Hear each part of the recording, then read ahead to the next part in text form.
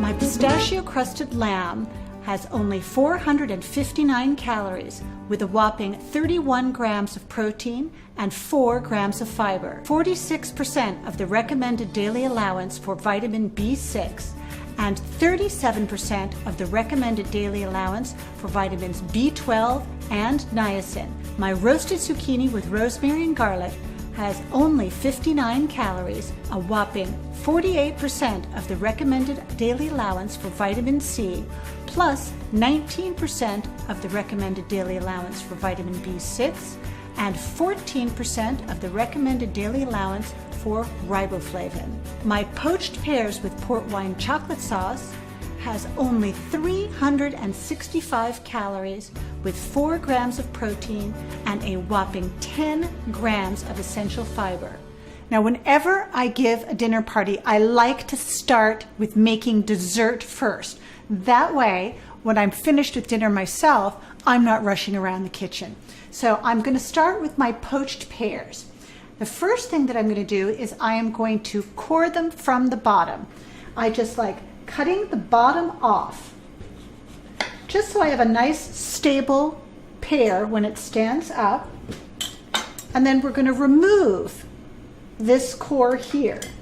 I'm going to run my knife around the core of this pear, and you see the bottom of it is already popped out, and I'm just going to keep moving my knife around, digging out that core. And when I start to hit seed, I'm going to need a little bit of help from my grapefruit spoon. The most important part is not to go through the top. So there's my seeds in there, I can see them, and I'm just going to scoop them out just like ice cream with an ice cream scoop. That'll give you some motivation, huh?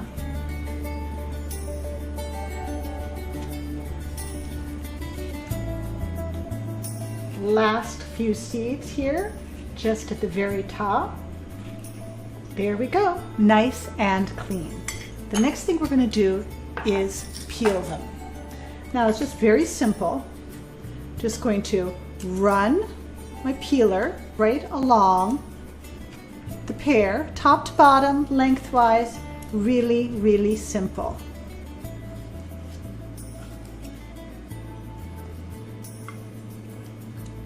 Did you know that pears ripen from the inside out? So when you're shopping for pears, just wiggle the stem a little bit, and if you feel that wiggle, press the top, and if it's just a little bit soft, gives a little bit under your finger, then they're ripe.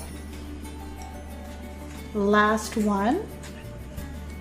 I'm just pulling down my peeler from the top to the bottom of the pear, and I'm trying to get as close as I can to that stem.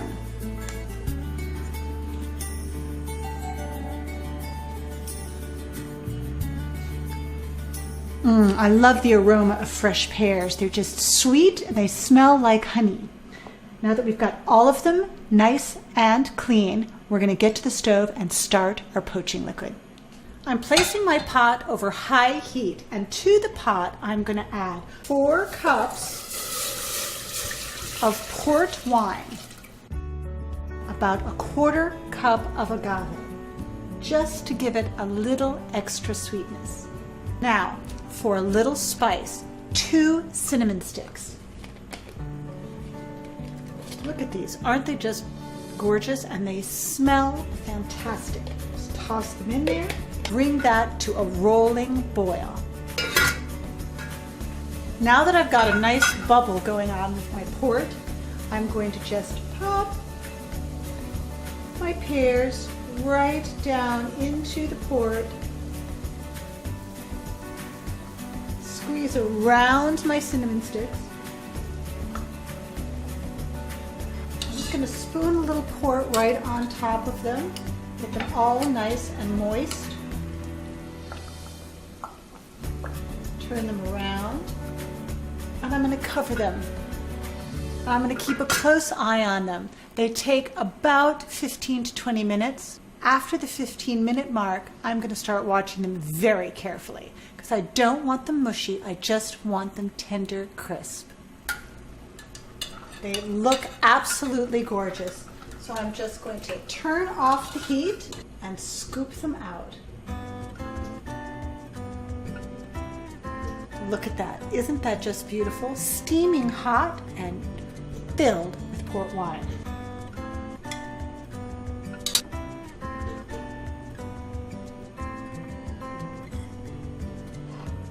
I'm just going to set my pears aside to cool while we make the chocolate sauce. I get myself a nice fresh pan to make the chocolate sauce in. I'm going to ladle 1 cup of the poaching liquid into a measuring cup. I'm going to pour it into my pot while the stove is off.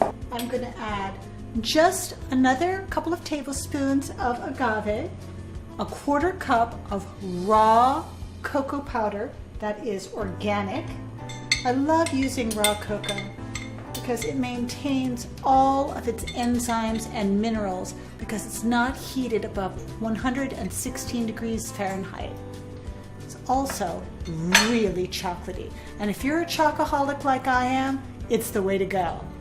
I'm just going to whisk those two together while they're still cold. I'm going to add 1 teaspoon of water with 1 teaspoon of arrowroot powder, which is a starch, and I've mixed it together into what we call, in technical terms, a slurry. It's just really easy. You can see it's just liquid, and we're just going to toss it on in there. Now's when we turn on the heat. I want to bring this to a nice simmer, and it is going to thicken. I have got a great rolling bubble going on my chocolate sauce, and I'm just stirring while it thickens up. It looks smooth and delicious, and it smells out of this world. I'm just going to lower my heat just a little bit now that I've got a nice thickened sauce, and to it I'm going to add 1 tablespoon of walnut oil, and that is going to bring out the nuttiness of the cocoa bean.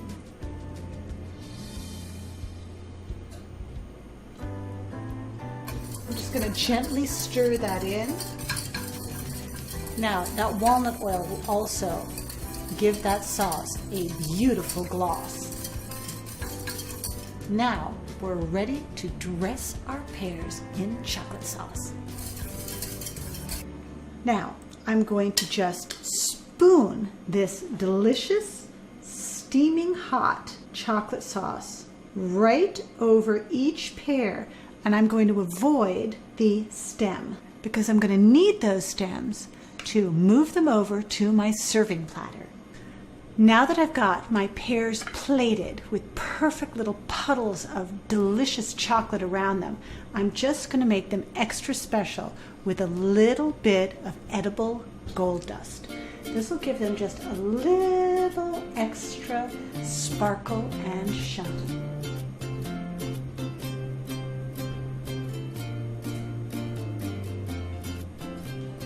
Now my poached pears with port wine chocolate sauce are perfect to impress any unexpected guest. Now I'm just going to leave these out and start up my main course, or you can put them in the fridge and bring them to room temperature before you serve. Let's get started making rack of lamb. Now this rack of lamb is pistachio crusted. So first I'm going to make a breadcrumb out of pistachios, and it's really easy. We're going to do it all in the food processor. I'm going to start with 1 cup of unsalted raw pistachios. And I'm using this small bowl in my food processor for this. To that, I'm going to add herbs and spices.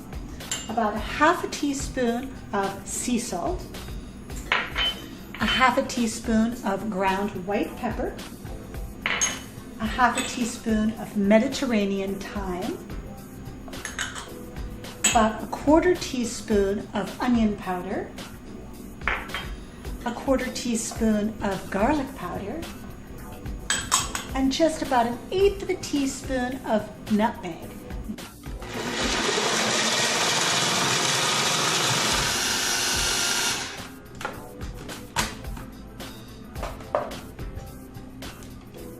take out the blade, scrape the nuts off onto a nice large plate. Out comes the bowl. And I'm just going to pour those nuts right into the center of a nice big plate, spread them out. I'm just going to dampen the outside of my lamb with a little bit of water so my nuts stick to the outside of my rack. And then we're just going to dunk. I'm going to spoon some right on top, just using my fingers. The kids love to do this part. If you've got children, they love helping with this. It's kind of the same thing as dipping the fried chicken into the breadcrumbs, but with a little bit more nutrition and elegance. I'm going to place it on a broiler pan. Now I've lined the bottom of this broiler pan with tin foil because although I love to cook, I'm not so crazy about the cleaning part. Set that one aside. Now we've got one more rack. That's one of the reasons why you want to use raw pistachios, because they'll maintain their color. You don't want to cook food twice if you can avoid it. I'm just going to pop these into a preheated 400-degree oven for about 25 minutes per pound, or until the meat thermometer reads 135 degrees.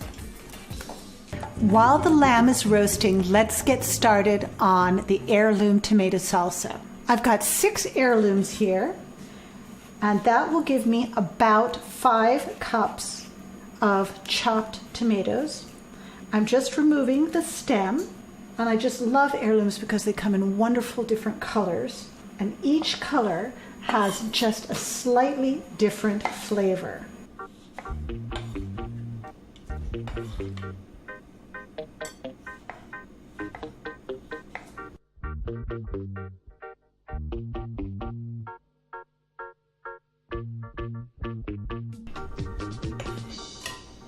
Next, let's start with chopping some fresh herbs. I need a couple of tablespoons of fresh basil. I'm just going to pull the leaves right off of the stems here, slice right through that ball.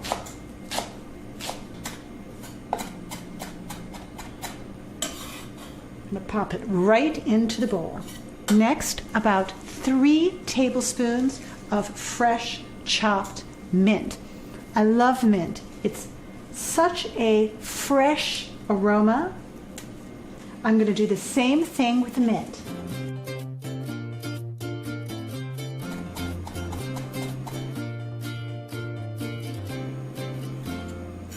Now I'm just going to add a couple of more ingredients, about a half a teaspoon of sea salt,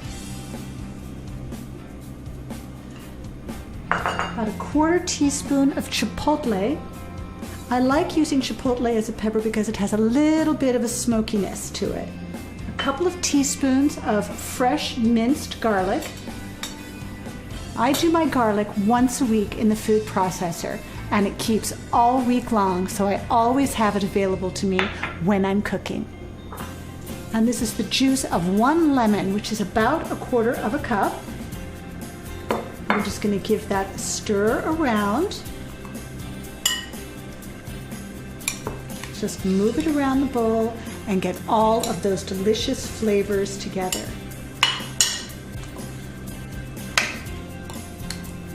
Now I'm just going to set this aside and let the flavors marry and go check on my lamb. I've just pulled my lamb out of the oven and it is at temperature and it smells delicious. But I'm going to set it aside and allow it to rest for about 15 minutes so all the juices return back into the meat. Let's get started with our roasted zucchini with rosemary and garlic. It is super simple. I'm going to start with some fresh rosemary, just a couple of teaspoons, right out of my garden. It is one of the herbs that I don't kill, which is great. Of course, rosemary is so hardy. Just going to pull back the opposite way on the stems to pull those leaves off, and those more delicate leaves at the top, I'll just pull off. I only need a couple of teaspoons. Rosemary is super flavorful, and I just love using it on vegetables. It pairs wonderfully with things like lamb. A quick chop through.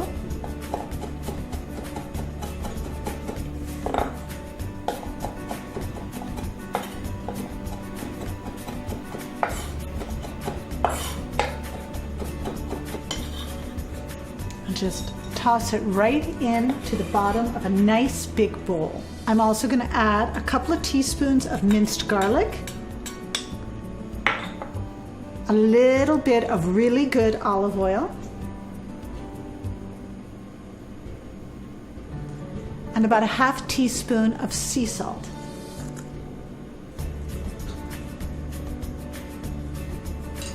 I'm just going to give that a little stir around the bottom, kind of get the herbs mixed with the garlic and the olive oil, kind of turns to a paste. Now I'm just going to slice up some zucchini. I think I'll do them maybe in little chunks. I'm going to slice off the ends of my zucchini,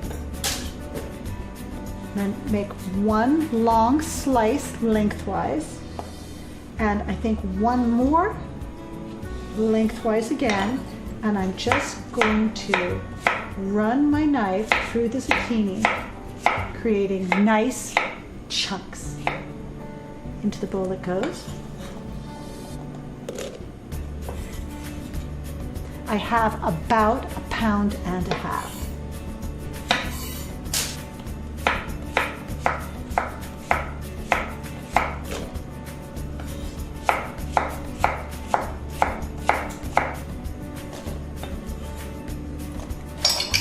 Now I'm just going to give these a quick toss. Start getting all that yummy olive oil and garlic and rosemary mixed throughout.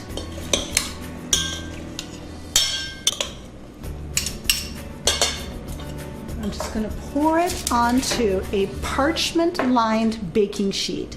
I'm going to pour away from myself.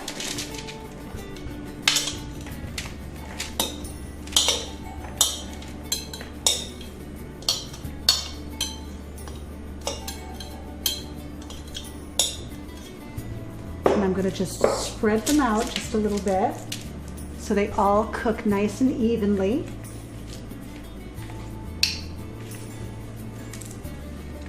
Try and get it in one layer so it'll cook more evenly. Now we're going to pop it into a preheated 400-degree oven for about 7 minutes. My zucchini have just come out of the oven and they're nice and hot.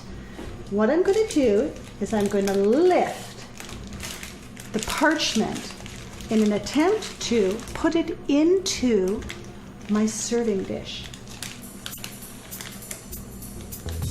Just going to just pour it right into the bowl, carefully, carefully, and if you miss, don't worry about it.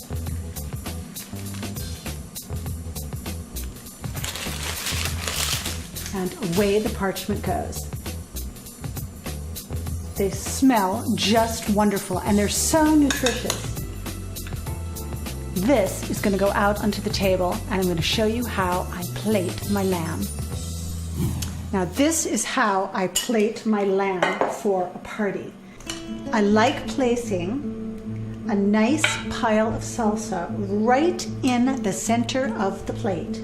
Now let's slice some lamb. I just love rack of lamb. It's one of my favorite dishes. Look at that, just perfect. I'm going to arrange these slices right on the salsa.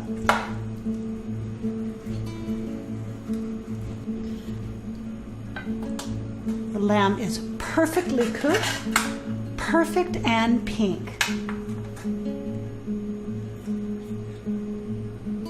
I'm just going to put a little bit more salsa right in the center, and that is how I'm going to bring it to the table.